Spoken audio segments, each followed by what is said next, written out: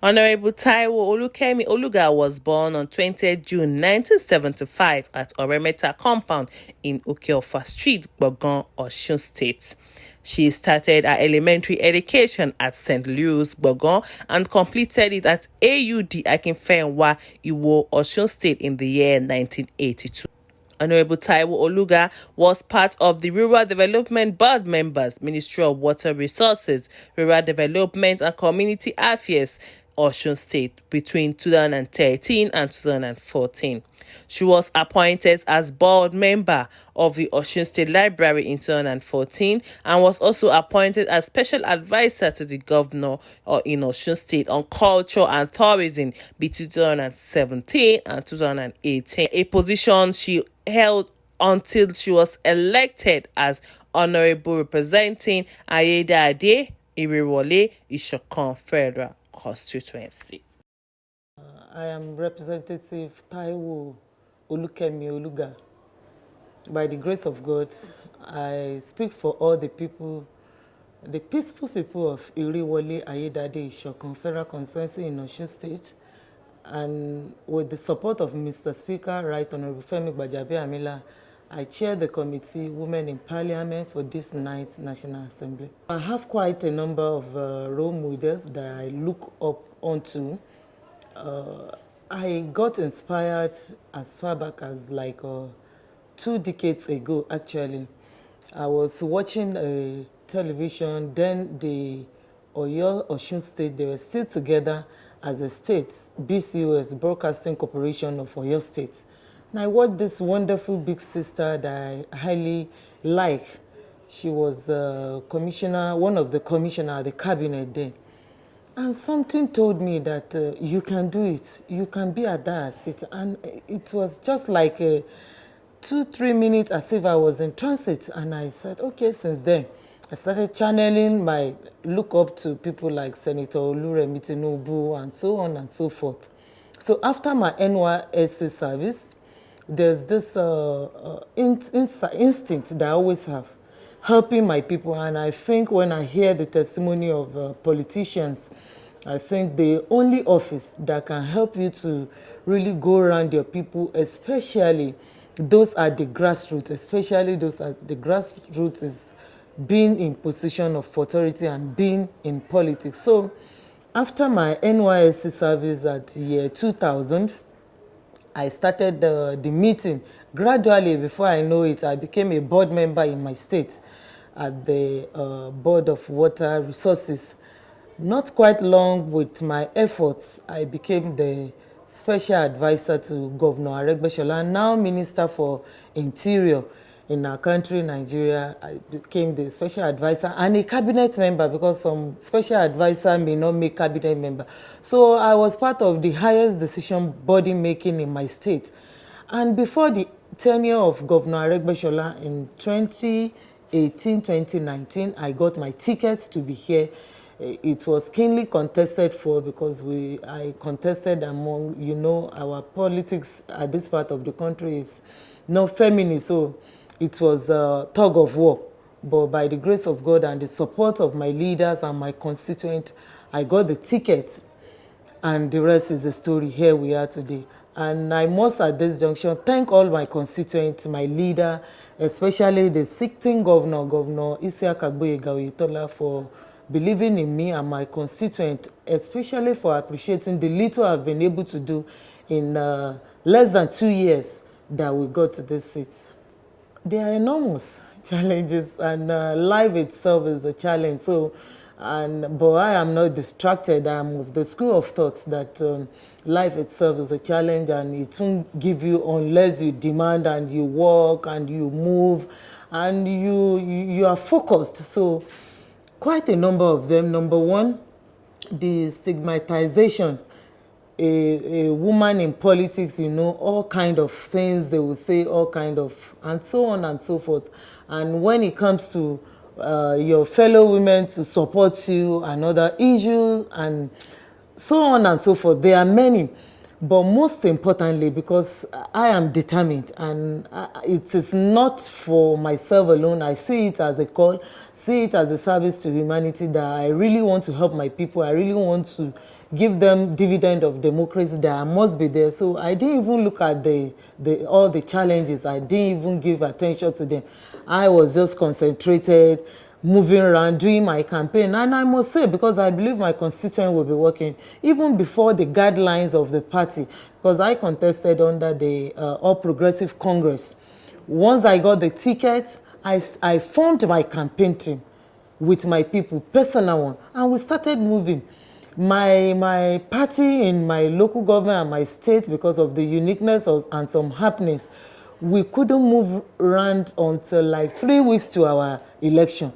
Before my party could even rose to the challenge of moving around from door to door, from community to community, I have toured around everywhere with my own personal campaign team. We have moved on. So when it was time for them that we were moving together, by the time we get to this community, they will say, Honourable, she has been here with her people. Yes, we're going to give her a vote. We like her the way she talks. And I told them, the problem, and most importantly, the challenges my people they were complaining of, generally, not only in my constituency, is that the gap between the electorate and the person they elected after the election is always very wide. And I told them that I'm going to bridge the gap. For example, I have my phone number, the one that I've been using before I got to this office. And since I got to this office, I've not changed my phone. And even after I leave this office, because I'm a kind of person, I can't handle 2 phones. Yes, I have just one line, one mobile line before I got to this office. Now that I'm in office, even after leaving the office, I'm still going to maintain my line. It tells you that it's only a committed person. And before I lay my head on the bed, I will make sure that if you call or you send message, as much I could, I will return your call.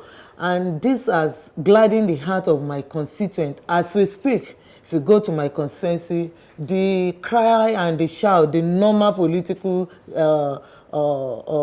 atmosphere is ganging up. Yet here I am, because the needful has been done at home, and I have capable hands handling things for me, and I am not agitated.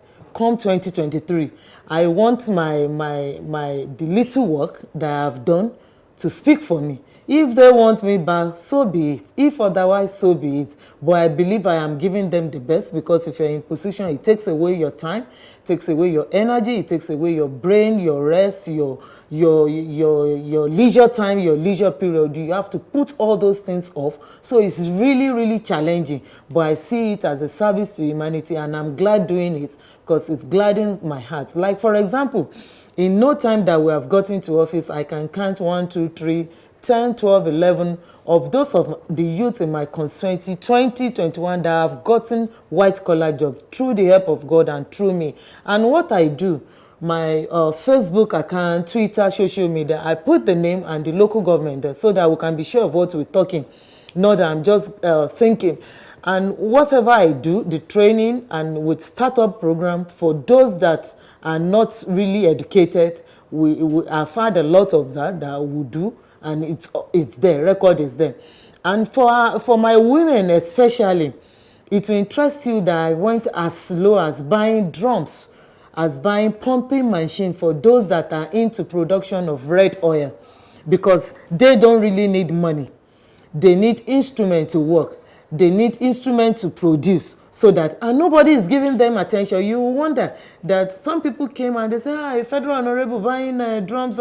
I sent some people, they came in loads of them, thousands of them, give them pumping machines, so that their production, they make it locally.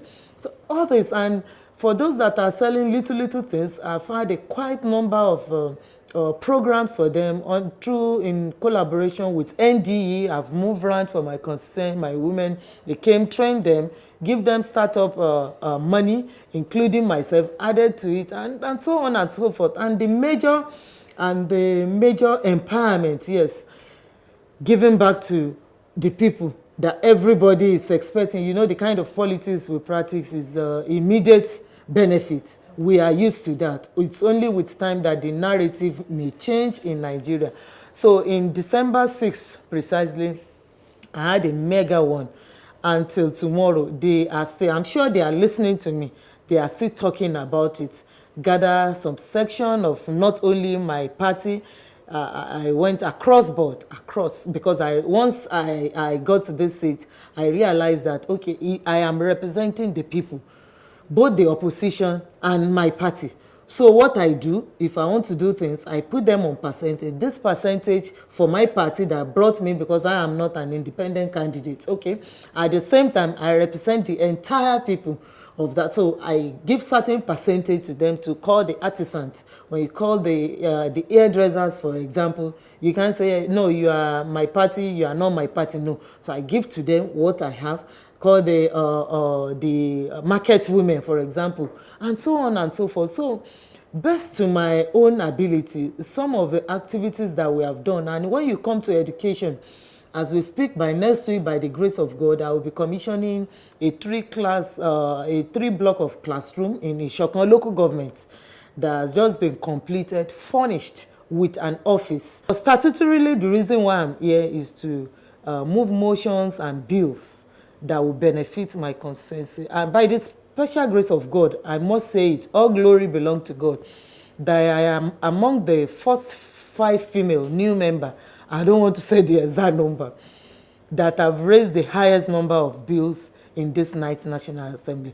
Then when it comes to the general, both old-timer and new member, I am among the 10 that has raised the highest number of bills. I don't want to say that. I don't want to believe it's a challenge, because advocacy will convince my people, more advocacy, that even if you don't have, for example, I'm from a humble background, and I've not had my father or my mother in politics before.